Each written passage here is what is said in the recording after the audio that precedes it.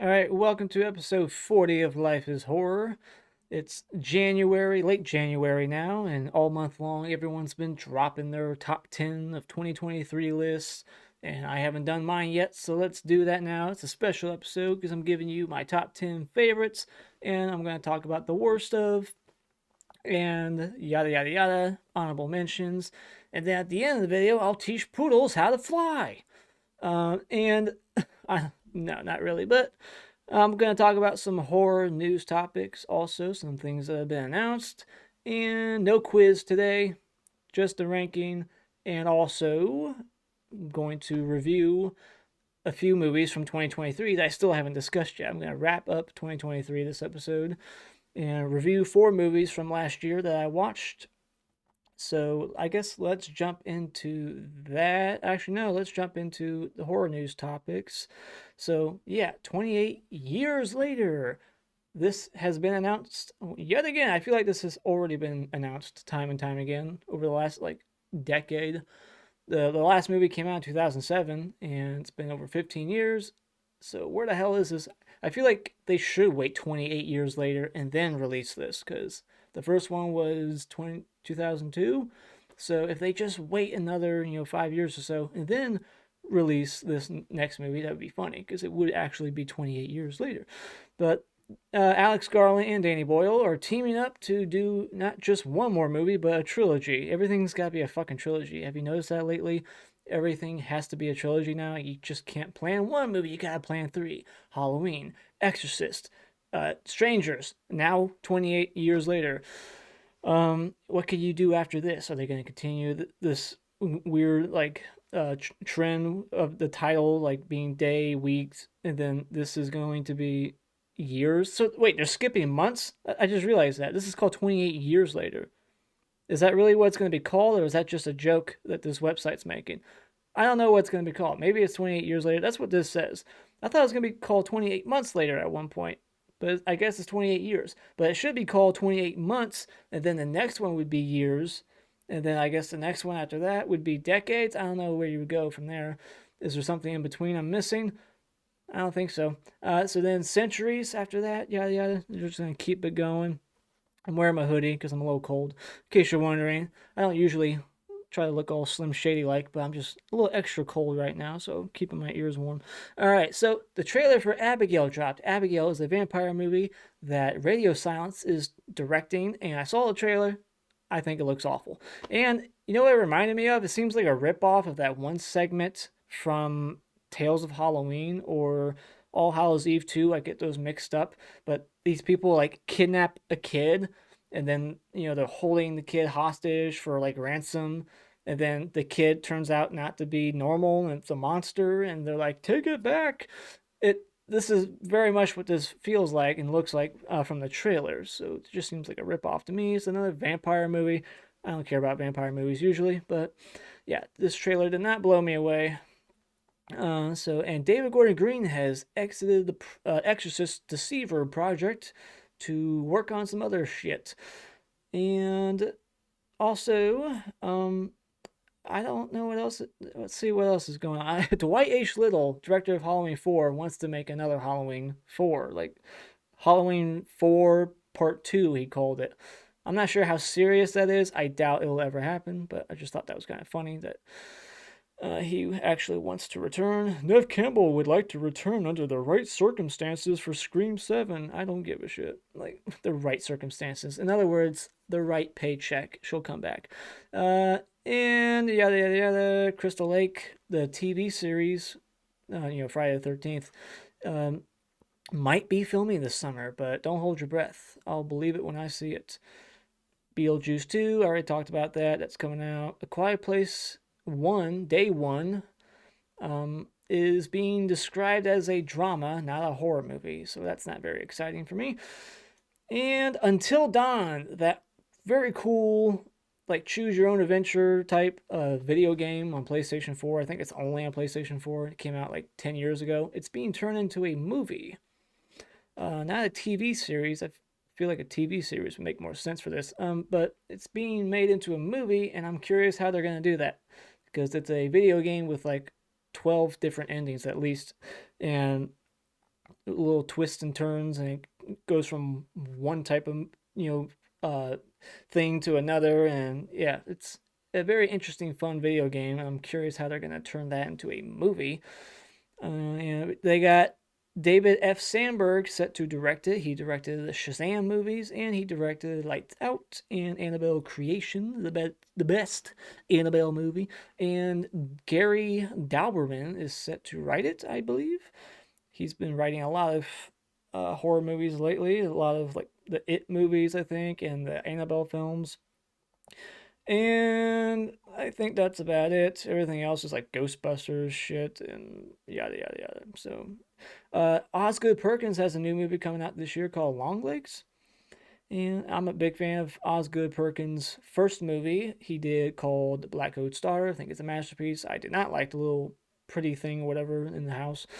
But I'm curious to check out Longlegs because it has Nicolas Cage in it also, so that should be interesting. And Terrifier 3 is going to start filming soon and release this October. The Lost Boys is being turned into a musical. I fucking hate musicals, so yeah, that does not excite me at all. I will not watch that. So yeah, all right, that's all I gotta talk about here. So let's move on to, I guess, the movie reviews. Let's talk about this right here, Where the Devil Roams. All right, let me read a synopsis here. So this is from this family of directors, the Poser Adams people. Um, yeah, Toby Poser, or however you say it, and Zelda Adams, John Adams. This family of directors. They did a couple of other movies. Forget what they were called, but I didn't like them. I think one of them was called Hellbender. And so yeah, this is like their third movie. I'm sure they've done a lot of shorts, but I think this is like their third feature-length film. It's called Where the Devil Roams, 2023. Traces a family of murderous sideshow performers as they travel around the world on the dying carnival circuit. And this movie I was very mixed on. This is probably the best of the three I've seen from this family, but still not blown away by it. So this is like strike three. They're out. I've given up on this family of filmmakers because they just make shit that's not for me. Not a fan. They're all just, it's very low budget. They're indie films and they're very stylized, slow burn films that just don't work for me. And it's not that I'm not a fan of slow burn movies and or indie films, but their style and their slow burn films just don't work for me. This is probably my favorite of the three they've done, or the ones I've seen at least. It's a period piece road trip horror movie about a murderous sideshow family. Starts in black and white with a legless man reading a poem for like 5 minutes, and that won't be the last time you hear poems or psalms being read. There's a lot of like reading in the movie. It looks like a music video at times. The score consists mainly of like rhythmic rock. Has lots of drone shots, World War I flashback sequences that don't really seem to go anywhere. And this movie does not have the budget to like pull off convincing like war sequences. You got like these CGI army vehicles burning in the background, and it just does not look that good. Like the burning building at one point looked laughably bad. I'm not sure if that was like on purpose. I would hope that was on purpose because it was extra terrible looking. The daughter character never speaks, but she does sing, so that was weird. Like she never talks, but she's the one in the family that sings for their little show. I think at one point they said she was mute, but that's not. How can you be mute and be a singer? I was confused on that. The film starts slowly turning more and more into a black and white silent film. Like even aesthetically, they kind of like make it look like an old black and white silent film. Especially in the third act, Mr. Tips doesn't try hard enough to get his magical heart back, and this like magical heart and sewing needle, like she just steals it from him, and it's like so crucial, like he needs it to like survive or whatever, or for a show, and she just takes it, and he's like, oh well, I guess it's fair. You got it. Fair is fair. You get to keep it now. I just will just wither away and die now because you got it. So it's yours. Why didn't he get it back? That made no sense to me. And the 75 cents lady, I wanted to smack her in the face. Like she should have died.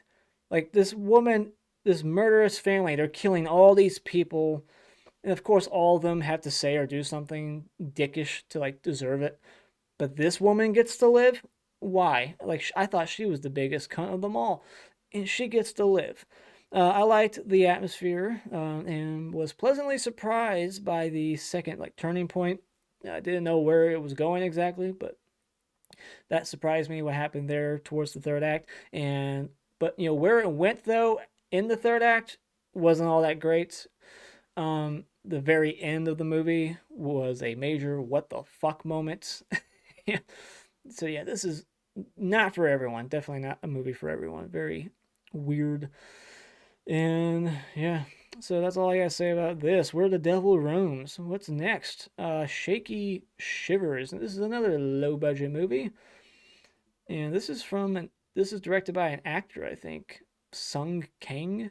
He's the guy from those Fast and Furious movies, I believe.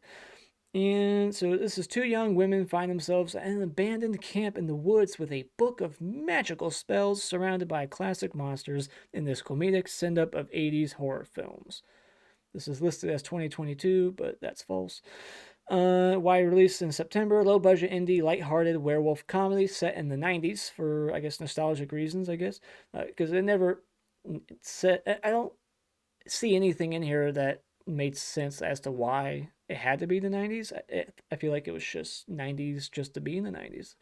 It's just one of those things where it's like, fuck it, let's set it in the 90s, I guess, so we don't have to explain cell phones. I feel like that's the reason why every movie nowadays is purposely setting their film decades ago just to get rid of cell phones. But yeah, I almost expected a like laugh track to start playing. Like I felt like I was watching a sitcom, like the sets, especially like where they work and the dialogue, and I don't know, it seemed very sitcom-y. It had the look and feel. Very low budget, like I said, and the jokes are never really that funny. I did not laugh much at this, and the acting's pretty amateurish. Dialogue's hokey, the tone's like a Goosebumps episode. Seems kind of PG at times, but then there's blood later on and a little bit of gore. But yeah, it felt very like an episode of Goosebumps. And they never cuss. That's another reason. Like they say things like crappers and gee willikers, like shit like that. And yeah, Gabe Bartalos. The makeup's by Gabe Bartalos, who just did a recent 2024 movie called Destroy All Neighbors. That's on Shudder. His makeup effects in this are fine. Just not a whole lot on display here to appreciate. And the werewolf transformation scene is really only half of a transformation, and it wasn't really impressive. The spell book scenes with Eric and the zombies were the highlight for me, and what the movie needed more of than anything was just better joke writing. This movie just needed to be funnier, and the characters are okay. They seem to have a good chemistry, and I don't hate them, but the acting and dialogue just needed an improvement. It's a movie just about these two girls. It's really just two people for like 90% of it.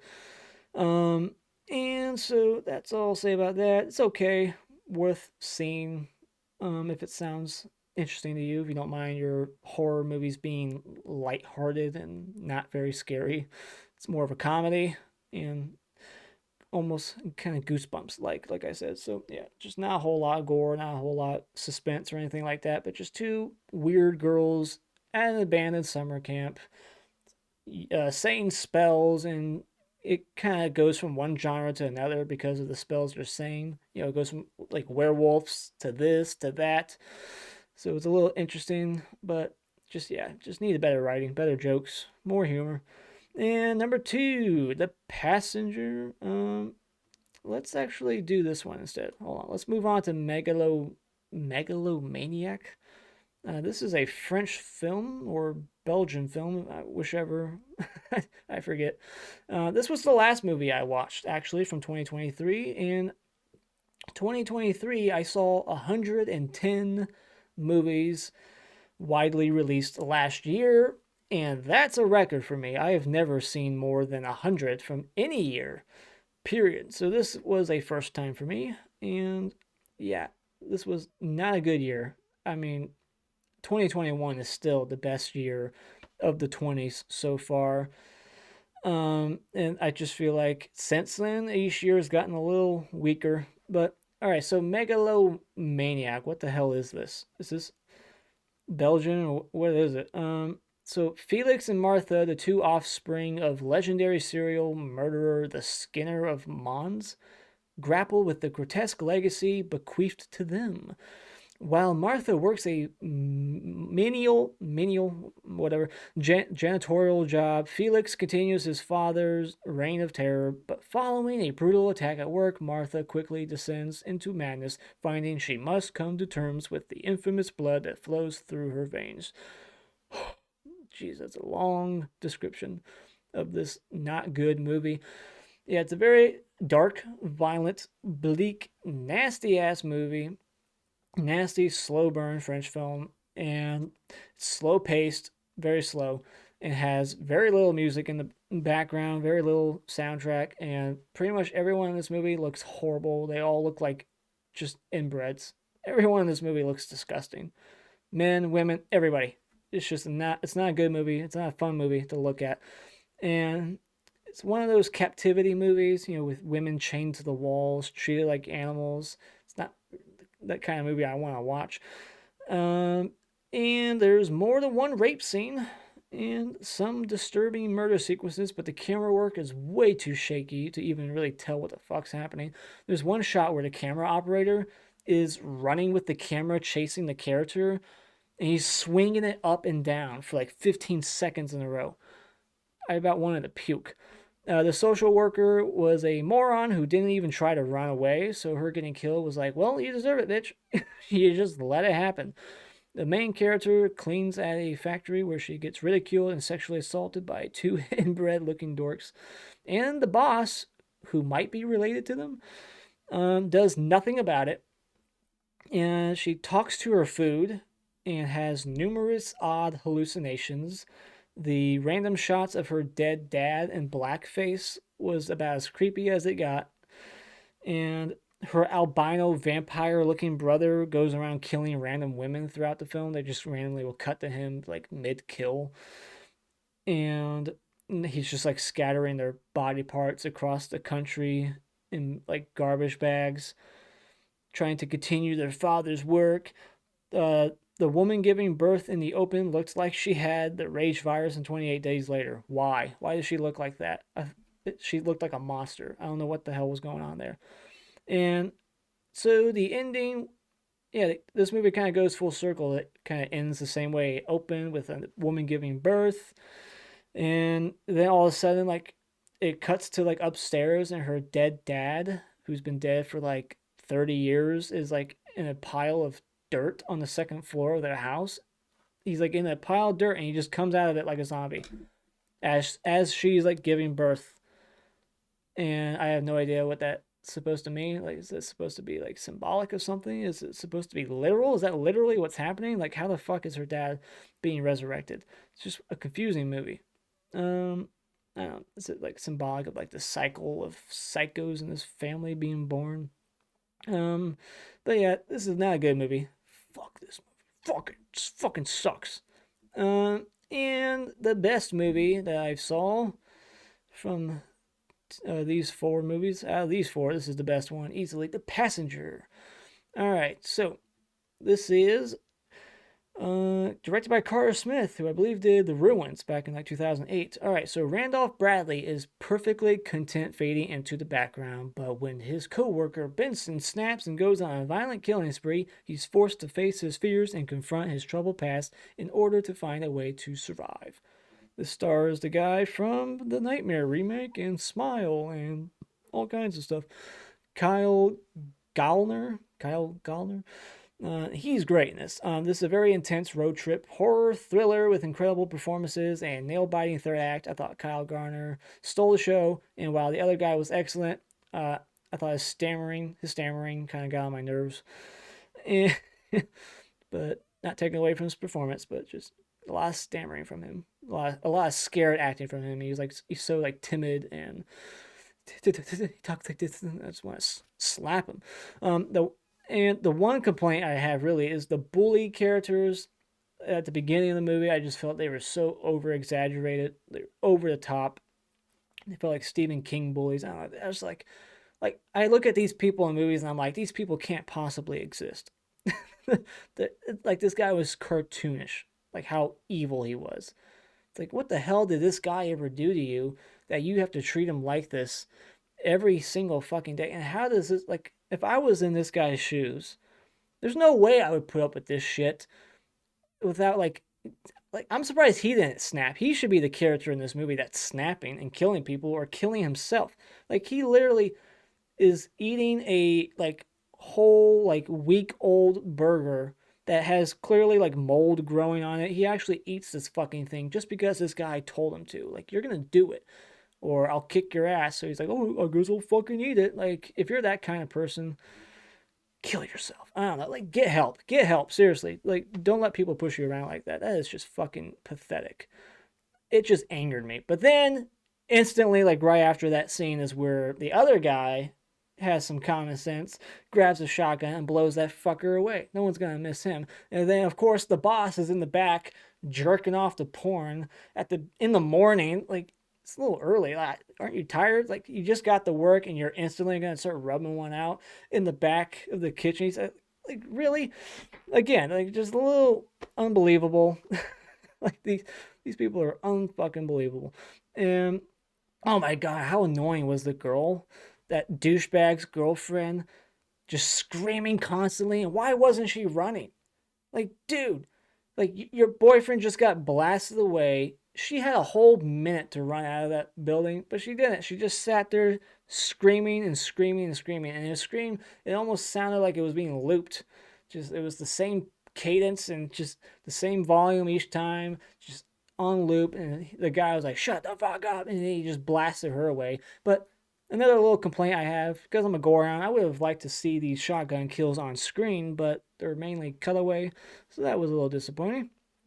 Um, so yeah, what else? Finding it hard to believe. Yeah, I already said that. The Mr. Shepard character and what he did to Benson in third grade is left unsaid, but I think I know what happened. I kind of just leave that open. But if I had to guess, I would say this guy probably molested this dude, and that's why he beat him half to death. And this movie would have been amazing if it ended with the teacher's kid taking with the teacher's kid taking out her other eye. There's a teacher in this movie with a missing eye, and if you've seen the movie, you'll understand why I'm saying this and why it's funny. Like, how awesome would that have been? And I find it inappropriate that this guy would be teaching this teacher's daughter the same game that caused her mom to lose her eye in the first place. Like he's teaching her this game. Like that's very inappropriate. It just seems never a dull moment, and it makes this movie is basically, I would say, a commentary on standing up for yourself and fighting bullies, not killing them, but just standing up for yourself. I don't think this movie wants you to go around shooting people who are assholes unless they're making you eat week old burgers. But yeah, this is a movie that just basically says, stand up for yourself and yeah, don't be afraid to, you know, communicate and say you're sorry to people, because this guy, we find out he basically like let his life go to shit because of what he did to his teacher. He never went to her, talked to her, said he was sorry. So this has just been weighing on him for decades, and that's why his life is fucked. And if you just talk and say you're sorry, life will be much better. So yeah, communication is important. That's the message. I like the mall scene with the girlfriend. That was another great highlight of the film. And so yeah, 4 out of 5. Great movie, The Passenger. Now let's jump into my list. So before we do that, before I jump into my top 10, let me just shout out some honorable mentions. Basically, this will just be my 25 through 11. So here we go. I'm not going to talk about them. 25. So, Hell House LLC Origins. And there's so many movies that I have rated the same that are all competing to be at this spot. They're all interchangeable. There's a lot of movies that are interchangeable here. But yeah, I will say 25, Hell House LLC's Origins, The Carmichael Manor. That's probably the best. I think that's the only found footage movie on this list. So yeah, that's the best found footage movie of the year. Number 24, The Last Voyage of the Demeter. Number 23, Insidious: The Red Door. I've noticed a lot of people don't like this movie for whatever reason. I like it. I like the whole series. Underrated. Number 22, Influencer. And all these movies I've discussed on this channel in the past, so if you want to hear my thoughts on these films, check out my other episodes. Number 21, Knock at the Cabin, M. Night Shyamalan. Number 20, Infinity Pool by Brandon Cronenberg. Number 19, No One Will Save You. And number 18, Dark Harvest. Number 17, Sorry About the Demon. That one's not very known. That one's flew under the radar. I don't think a lot of people have seen that one. And it doesn't have the best rating on IMDb, so it's underrated. Check it out. It's funny. It's a funny horror comedy. It's like a parody of exorcism possession films. Number 16, I had a blast with this one. Meg 2, much better than the first Meg. A lot of fun. Number 15, The Blackening.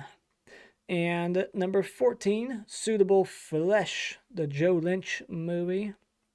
I like Joe Lynch. And There's Something in the Barn, number 13, a Christmas horror movie, the best Christmas horror movie of the year. And number 12, Evil Dead Rise.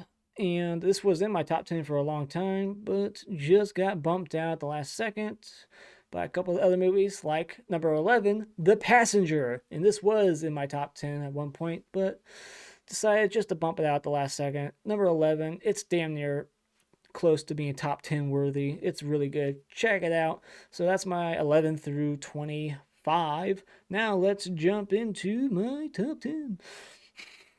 Number 10 is Saw 10. Saw this one twice at the theater, mainly because the first time I saw it, it looked fucking horrible. They did something wrong with the projection. It just looked like I was watching a 3D movie without the glasses on. It was horrible. But yeah, Return to Form, good movie. Just not the best ending, not the best twist. But I liked bringing Tobin Bell back, and I'm curious to see what they will do with Saw 11 coming out this September. New writers and everything. So yeah, number 9 is Brooklyn 45. This is from the guy who did, I'm blanking on the title right now, We Were Still Here, You Are Still Here, something like that. We Are Still Here, I believe is what it's called.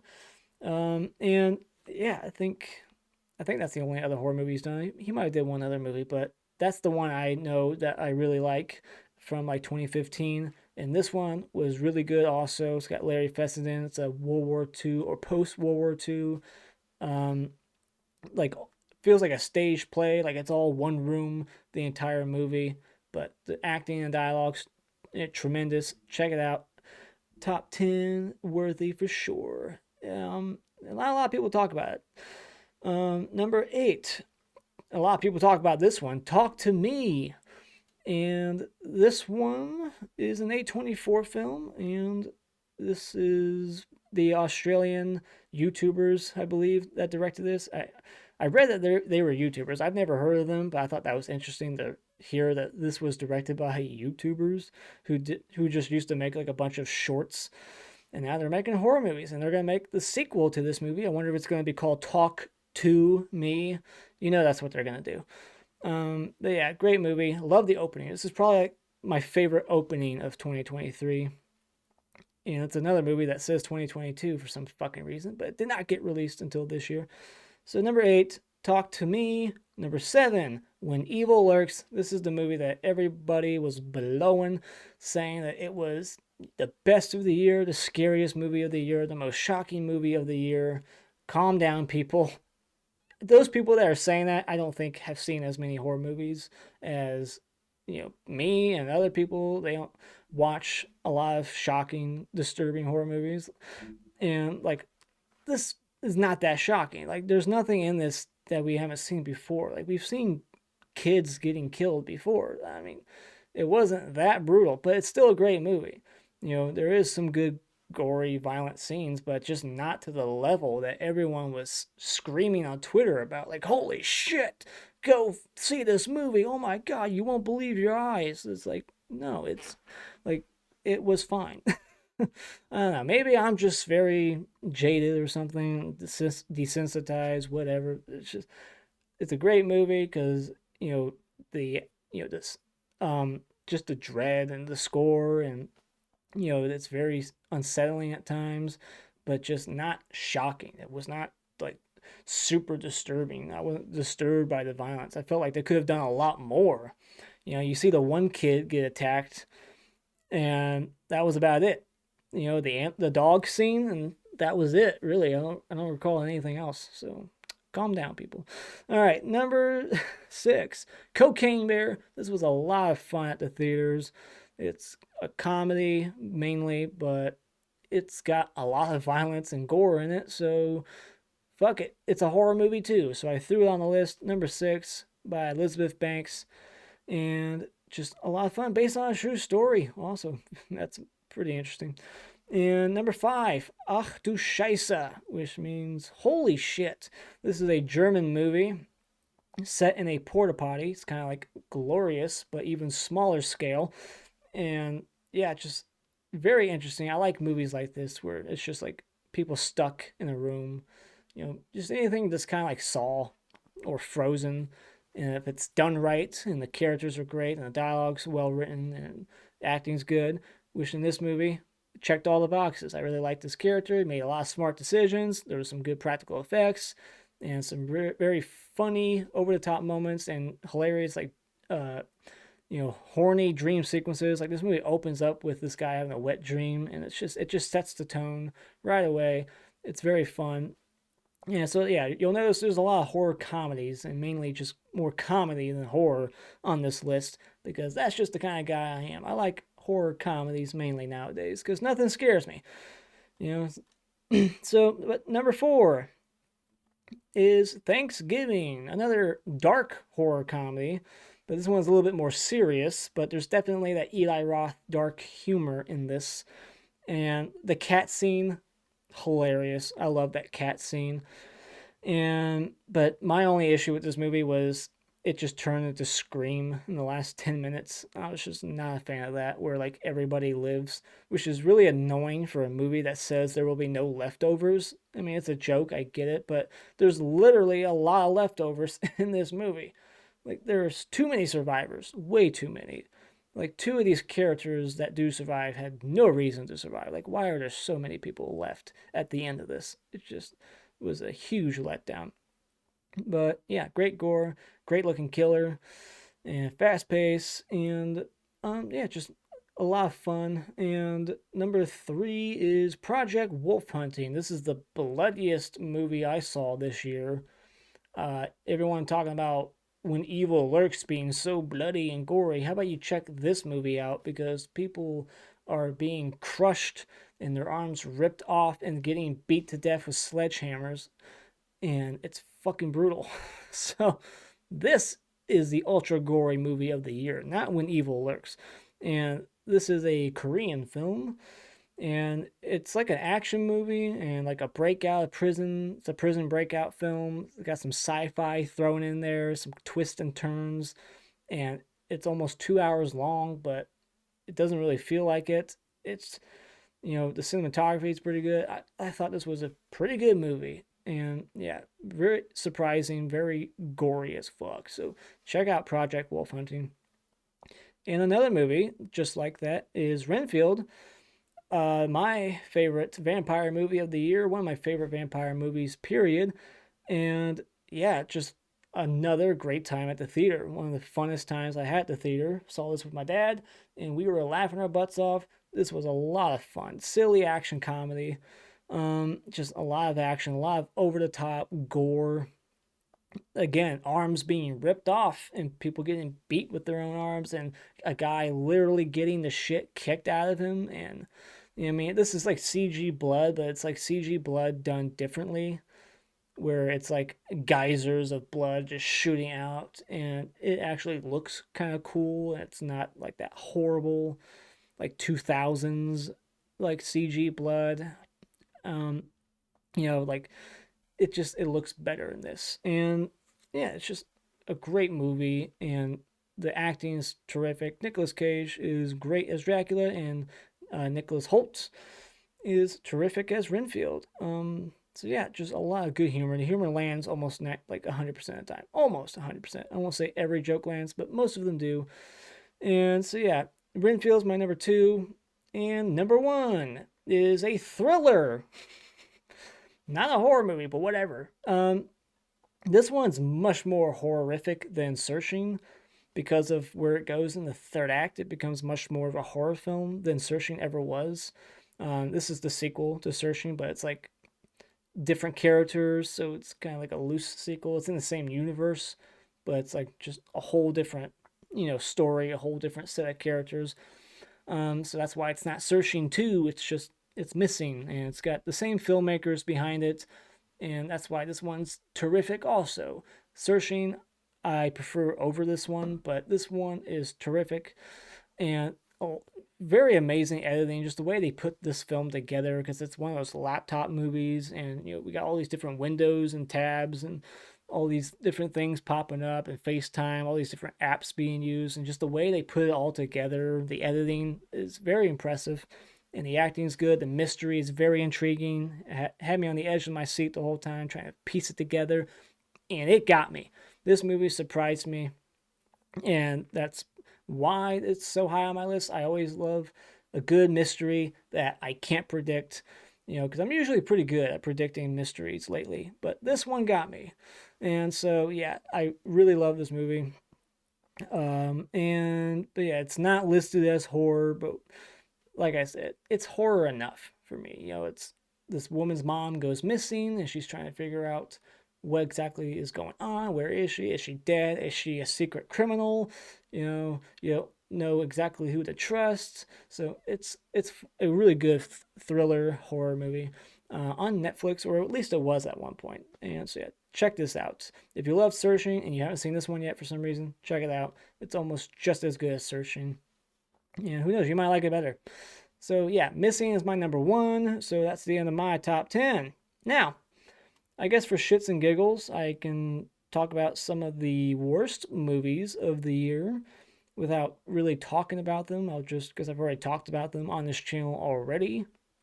So I'll just shout out these horrible movies. And if you haven't seen them, don't watch them. So yeah. Here's all the movies that I rated below average. So these are like 4 out of 10 and lower movies I just fucking did not like. So, The Nun 2, The Exorcist Believer, Capsules, Unseen, It's a Wonderful Knife, Elevator Game, Perpetrator, Megalomaniac, Leave, Scream 6, insert vomit noise here. There's something wrong with the children. Quicksand. Satanic Hispanics. Horror in the High Desert 2. Minerva. And I saw this one make someone's top 10 list. Best of. Pfft, whatever. Till Death Do Us Part. Unwelcome. She Came from the Woods. And Natty Knox. The Black Demon.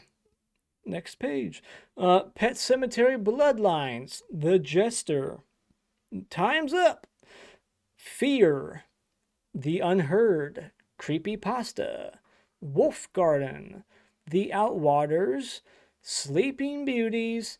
And the worst of the worst, Skinamarink. Alright. So there you go. That's the end of my ranking. Let's switch over here and get rid of that.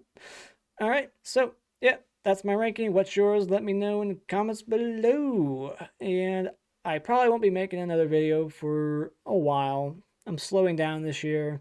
I've only watched one movie from 2024 so far, and I'm just going to take a break from movies and focus more on other things in my life right now. So don't be shocked if it's a month goes by and I still haven't uploaded.